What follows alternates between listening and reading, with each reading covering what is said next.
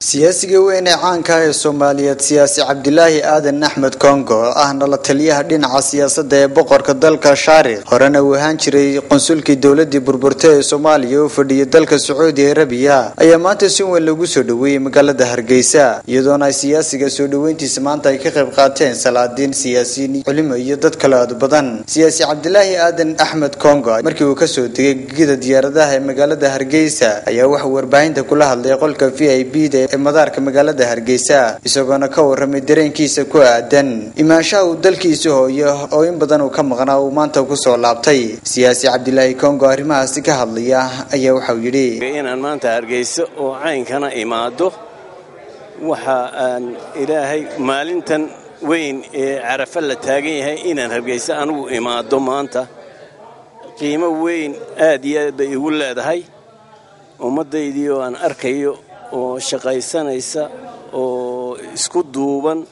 oo gees u wada jeeda oo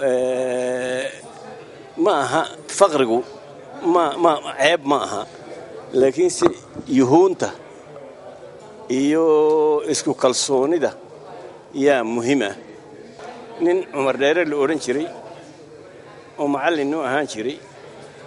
yaa iska taagay Hargeysa number 1 siidka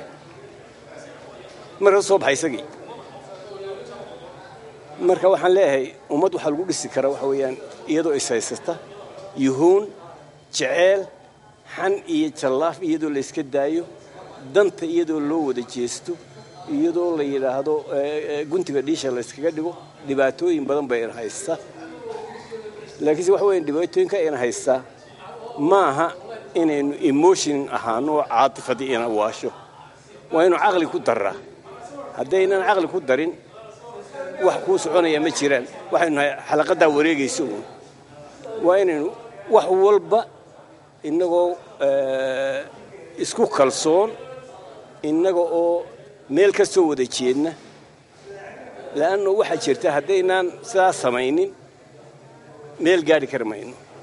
imika intanaynu gaarnay aad iyo aad baynu dawlado badan oo Afrikaan ah uga horeyna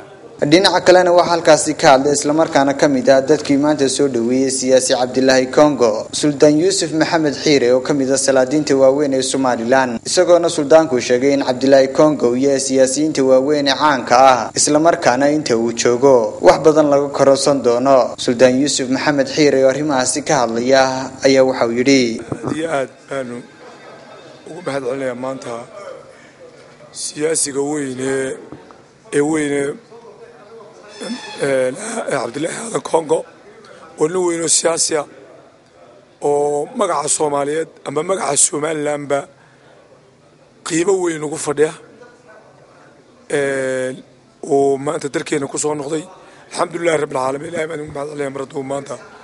nabadgeliyo ku soo noqdo ku yimi waana soo dhaweynaynaa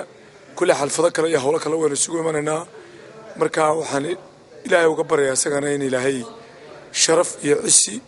ku soo nabadgeliyay inuu dalkiisa iyo inuu ka faa'iideysana aqoontiisa cilmigiisa